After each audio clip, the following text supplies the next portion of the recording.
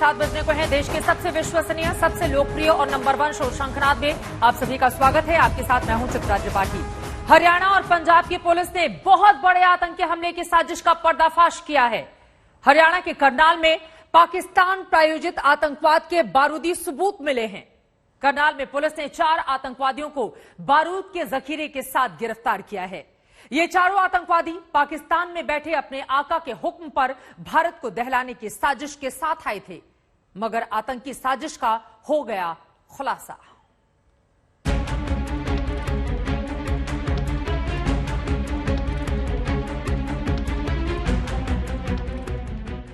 सफेद रंग की इस इनोवा कार में हिंदुस्तान को दहलाने वाला बारूद भरा हुआ था।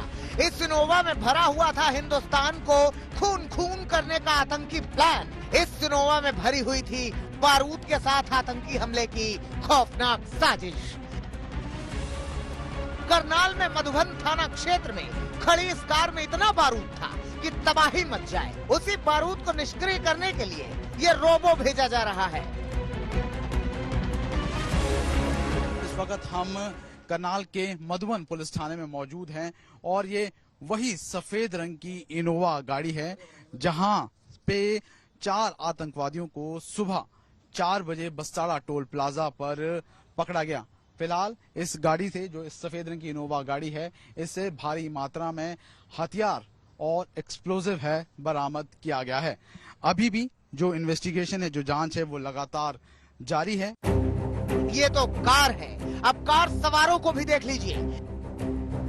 ये है आतंकी संगठन बब्बर खालसा इंटरनेशनल के आतंकी गुरप्रीत, भूपेंद्र, अमनदीप और परविंदर सिंह। इन चारों को पंजाब और हरियाणा की आईबी टीम ने साझा ऑपरेशन में करनाल के नेशनल हाईवे स्थित बस्ताड़ा टोल प्लाजा के पास पकड़ा है।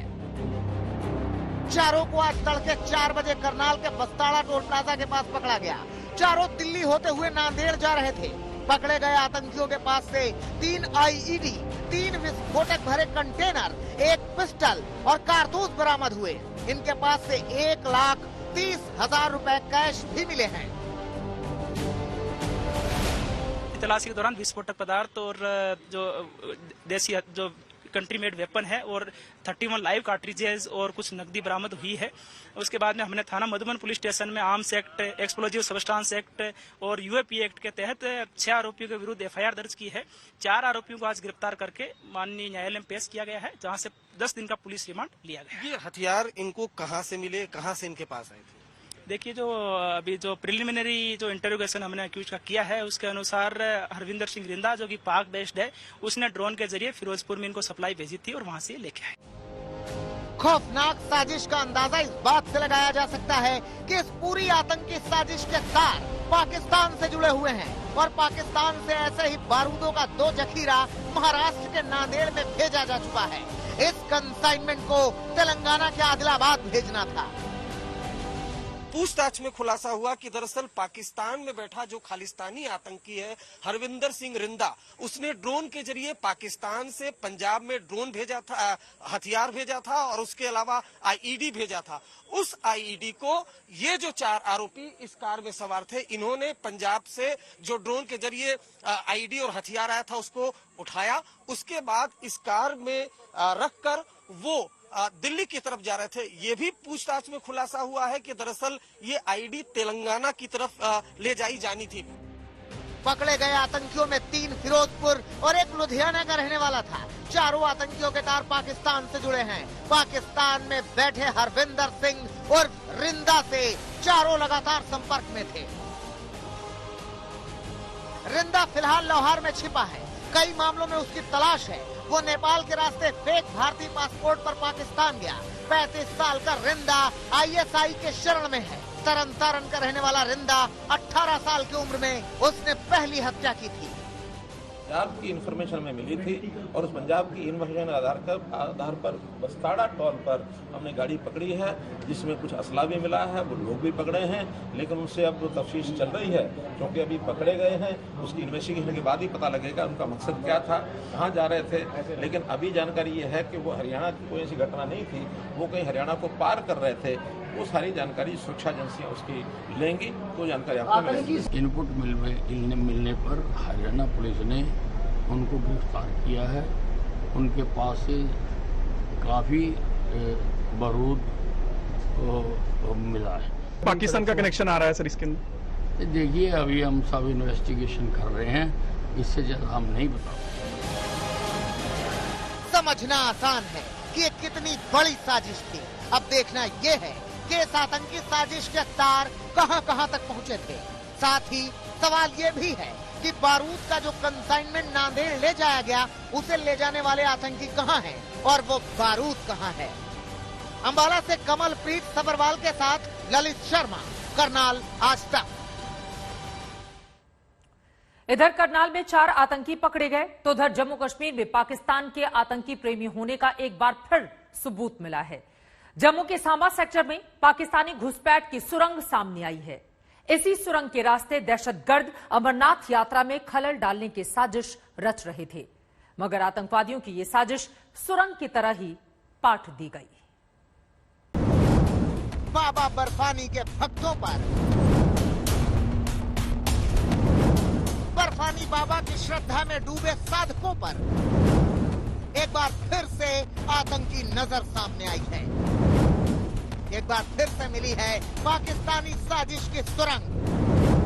पड़ोसी मुल्क पाकिस्तान से आतंकी सुरंगी साजिश का बहुत बड़ा खुलासा हुआ है। देखिए इसे और मान लीजिए कि पाकिस्तान में चाहे निजाम बदल जाए, चाहे सुल्तान बदल जाए, मगर पाकिस्तान नहीं बदलेगा। नहीं बदलेगा उसकी आतंकी साजिश वाला चेहरा, नहीं बदलेगा उसका बदमिजाज दिमाग। पूरी दुनिया देखे, पाकिस्तान की आतंकी साजिश का सबूत सुरंग की शक्ल में सामने है। पाकिस्तान की ओर से भारतीय सीमा में बनाई गई है ये सुरंग। इसे सुरंग के जरिए पाकिस्तानी दहशतगर्दों ने रची थी अमरनाथ यात्रा पर आतंकी हमले की खौफनाक साजिश। इस समय मैं मौजूद हूं अंतर्राष्ट्रीय सीमा पर जम्मू संभाग के सांबा जिले में, और यहां पर आप देख सकते हैं कि किस प्रकार एक आतंकी टनल पाई गई है। ये आप देखिए आतंकी टनल है, ये 150 मीटर दूर है अंतर्राष्ट्रीय सीमा से, भारत पाकिस्तान सीमा से, और यहीं से माना जा रहा है कि आतंकवादी घुसपैठ कर रहे थे और ये बहुत बड़ी सफलता मिली है सीमा सुरक्षा बल को। ये सुरंग सांबा में बाड़े के पास मिली है। माना जा रहा है कि आतंकी 30 जून से शुरू होने वाली अमरनाथ यात्रा के खिलाफ आतंकी साजिश रच रहे थे। इसी सुरंग के जरिए पाकिस्तान की ओर से घुसपैठ कर दहशतगर्द नापाक इरादों को अंजाम देने की फिराक में थे। कल शाम को 4 बजे 5:30 बजे के आसपास में हमारी जो टीम है उसने डिटेक्ट किया एक टनल की शकिया जगह। उसको और सर्च किया गया और थोड़ा खोदा गया तो वहाँ एक ओपनिंग मिली है, और उसके अंदर जिस प्रकार से पहले भी इस इलाके में टनल मिली हैं, तो वैसे ही जो सैंड बैग से सपोर्ट करके उसका मुंह बंद किया जाता है, वो लगभग हरे रंग के सैंड बैग उसमें मिले हैं। तो ये एक बहुत अच्छी सफलता है।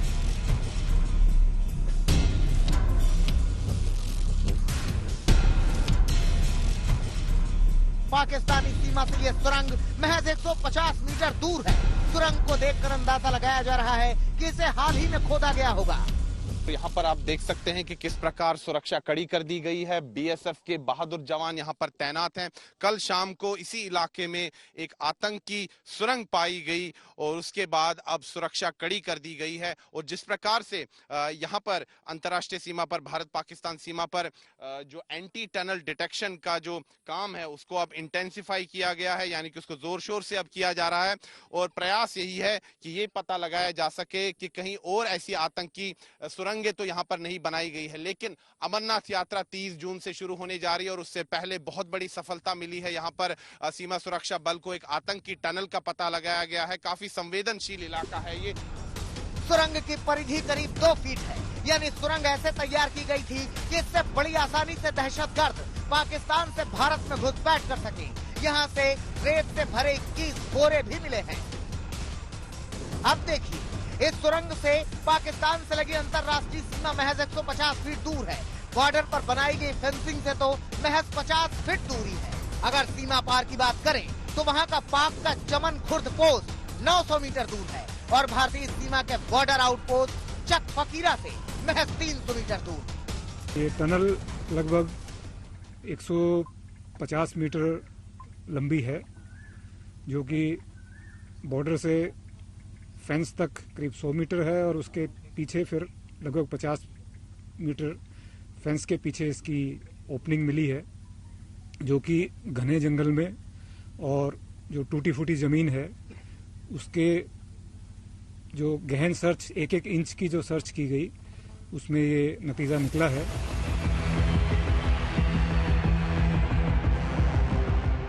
आपको बता दें कि कुछ रोज पहले सुजवा में जैश-ए-मोहम्मद के 2 आतंकी मारे गए थे। इस सुरंग को भी उनसे ही जोड़ा जा रहा है। हाल ही में जो सुंजवा में, जम्मू के सुंजवा इलाके में जो मुठभेड़ हुई थी, वहां पर जैश-ए-मोहम्मद के 2 खूंखार आतंकवादी आए थे और उन्होंने भी माना जा रहा है कि सांबा से ही उन्होंने घुसपैठ की थी। लेकिन क्या उन्होंने इसी टनल से घुसपैठ की थी, ये अभी पता लगाया जाना बाकी है। लेकिन जिस प्रकार से एक सुरंग यहां पर पाई गई है, उससे कहीं ना कहीं सुरक्षा एजेंसियां अब काफी ज्यादा सक्रिय हो गई हैं, क्योंकि काफी इनपुट्स भी आ रहे हैं कि पाकिस्तान कोई बहुत बड़ी वारदात कर सकता है यहां पर जम्मू कश्मीर में, खासतौर पर अमरनाथ यात्रा के आसपास। और अब जम्मू संभाग भी आतंकियों के रडार पर है, यानी कि जम्मू संभाग को भी दहलाने की साजिश है। ये पहला मौका नहीं है जब पाकिस्तान की आतंकी साजिश पकड़ी गई हो। कोरोना काल में भी सीमा पार से कई साजिशों का पर्दाफाश हुआ। महज 1.5 साल के अंदर ये 5वां मौका है जब सुरंग से आतंकियों की घुसपैठ वाली साजिश नाकाम की गई। सुनील जी भट्ट, सांबा, आज तक। इधर आतंकी साजिशों को तो नेस्तानाबूद कर दिया गया, मगर राजस्थान में हंगामा, बवाल, उपद्रव और हिंसा रुकने का नाम नहीं ले रही है। करौली, अलवर, जोधपुर के बाद अब भीलवाड़ा में हिंसा और जमकर उपद्रव हुआ। हालात इस कदर बिगड़ गए कि पूरे इलाके में तनाव है। इंटरनेट सेवाएं रोक दी गई हैं। अब आरोप प्रत्यारोप का दौर जारी है।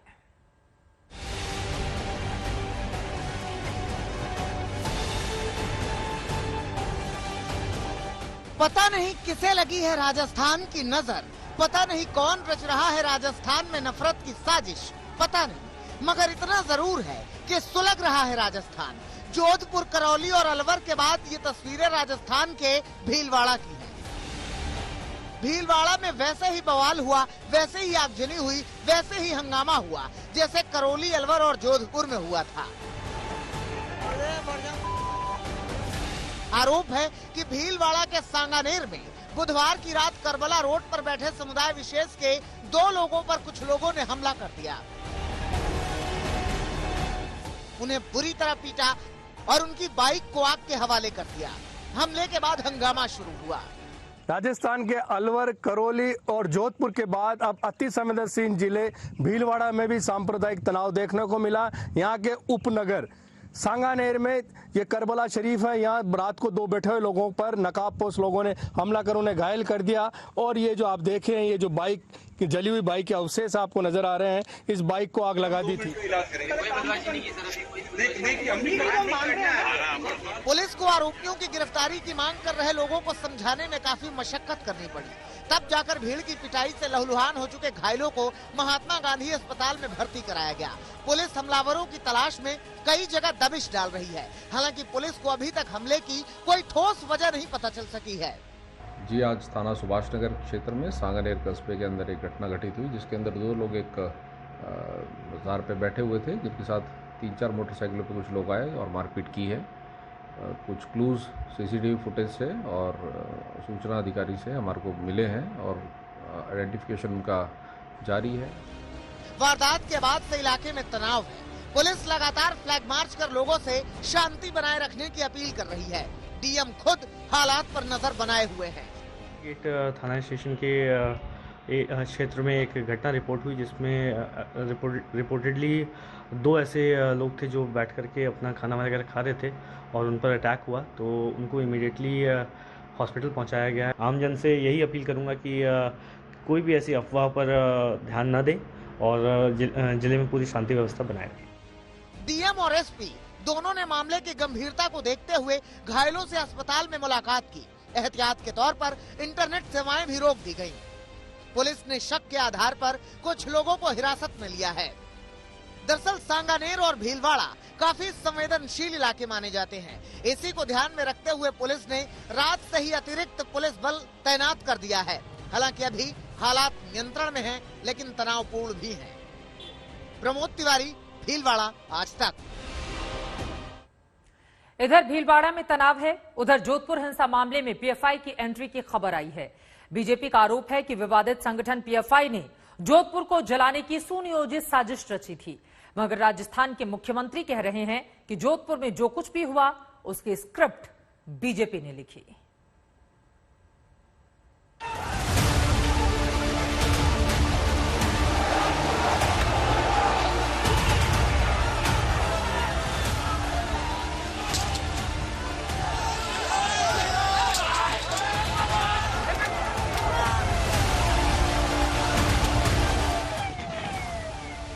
जिस हिंसा ने जोधपुर का माहौल बिगाड़ दिया, राजस्थान की सियासत को गर्म कर दिया, उस सियासत में अब पीएफआई की एंट्री हो चुकी है। जालौरी चौक पर भगवा और हरे झंडे के वर्चस्व की लड़ाई ने शहर की फिजा तो बिगाड़ ही दी, गर्म माहौल में सियासी हवा की तपिश भी बढ़ा दी है। बीजेपी का आरोप है कि जोधपुर में हिंसा की सुनियोजित साजिश थी। ये साजिश विवादित संगठन पीएफआई यानी पॉपुलर फ्रंट ऑफ इंडिया ने रची थी। आरोप ये भी है कि गहलोत सरकार ने इस मामले में जानबूझकर ढिलाई बरती। 2 मई की हिंसा के बाद भी इलाके में कर्फ्यू नहीं लगाया गया। इसी के चलते दंगाई 3 मई को भी सड़कों पर उतर आए। 2 मई की घटना के बाद किसी आरोपी को गिरफ्तार नहीं किया गया। कांग्रेस राज में ये पीएफआई जो संगठन है, जिस ढंग से राजस्थान में पैर फैला रहा है, ये सरकार के ध्यान में है, पुलिस के ध्यान में है। और ये सारा का सारा कृत्य जो करौली में किया और जो जोधपुर में किया, उसमें उसी का हाथ है। दुर्भाग्य यह है कि सरकार के वो बहुत ही नजदीक के लोग लगते हैं, इसलिए कार्रवाई नहीं करते। समय पर अगर कार्रवाई करते तो ये हालात नहीं होते। मुख्यमंत्री का खुद का गृह क्षेत्र प्रदेश की कानून व्यवस्था पे सीधे उंगली खड़ी करता है। करौली की घटना के बाद ये दूसरी घटना जो अपने आप में प्रमाण है इस बात का कि इस तरीके से जो अराजक तत्व हैं उनको अशोक गहलोत जी के राज में संरक्षण मिलता है। और वो इसलिए मिलता है कि पीएफआई का उनका प्रेम जगजाहिर है। वो कोटा में पीएफआई को परमिशन देते हैं, यहाँ रामनवमी पे हिंदू नववर्ष पर वो रोक लगाते हैं। 17 जिलों में 144 इम्पोज की, 107-16 की कार्रवाई की। दूसरी तरफ राजस्थान सरकार उल्टा बीजेपी पर हिंसा भड़काने का आरोप लगा रही है। खुद मुख्यमंत्री अशोक गहलोत बार बार करौली और जोधपुर में हुई घटनाओं का दोष बीजेपी के सिर पर मढ़ रहे हैं। ये तो इनकी प्लानिंग थी जंगे भड़काने की। करौली के बाद में जोधपुर के अंदर रामगढ़ में इनका खुद का बोर्ड है, वहाँ पे भी ये तो ठीक है। हम लोगों ने पूरा प्रयास करके टाइमली एक्शन कर। हालात तनावपूर्ण हैं। कर्फ्यू को 1 दिन और बढ़ाया गया है, लेकिन साथ ही आज 2 घंटे की रियायत दी गई है। आरोपियों की धरपकड़ का दौर जारी है। अब जोधपुर एक बार फिर शांति चाहता है, पहले की तरह अमन चाहता है। राजस्थान की स्थिति आपने देख ली। अब बात उत्तर प्रदेश पुलिस के बेशर्म रवैये की। न जाने यूपी की पुलिस अपनी वर्दी पर आरोपों के कितने दाग लगाएगी।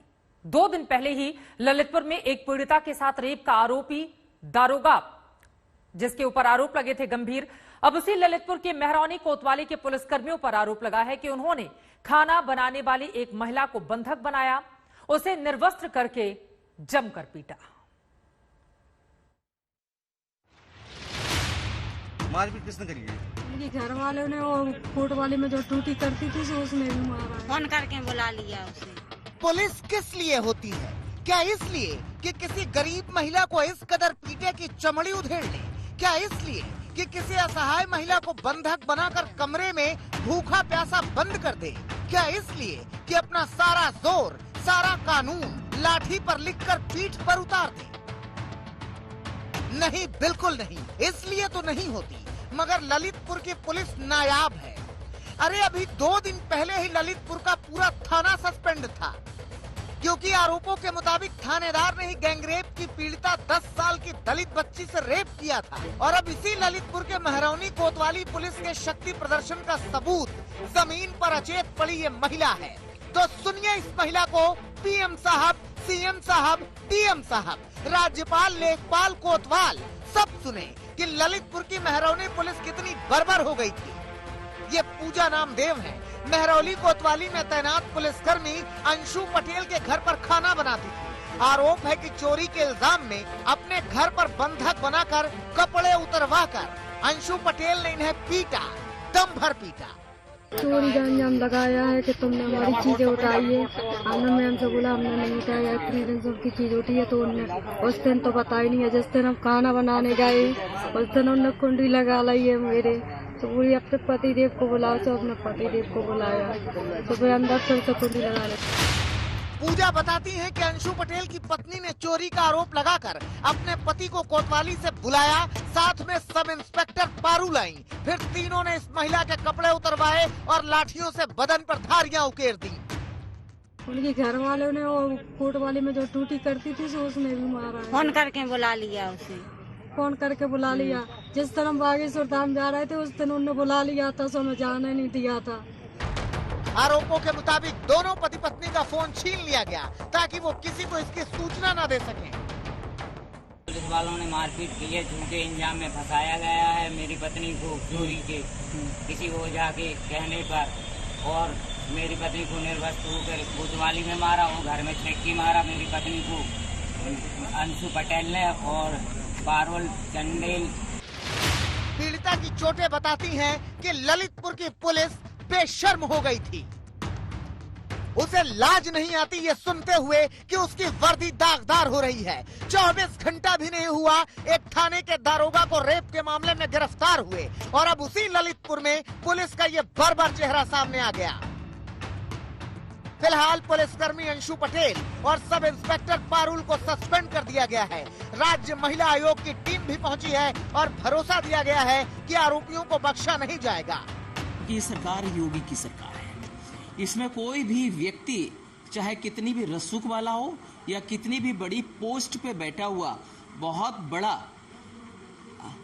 अधिकारी हो, अगर उसने इस तरीके की घटना को कहीं अंजाम दिया है तो निश्चित रूप से वो दोषी व्यक्ति बख्शा नहीं जाएगा। सवाल ये नहीं है कि आरोपियों को कितनी सख्त सजा मिलेगी, सवाल ये है कि ये कैसी मानसिकता है जहां पुलिस वाले ही कानून के कटघरे में खड़े हैं। मनीष सोनी, ललितपुर, आज तक। जब रक्षकों के ही भक्षक बनने की खबर सामने आने लगे तो सोचिए स्थिति क्या है। उम्मीद यही कि दोषियों के खिलाफ कड़ी से कड़ी कार्रवाई होगी ताकि ये नजीर बने और दोबारा इस तरह की हरकत करने के बारे में कोई सोचे भी नहीं।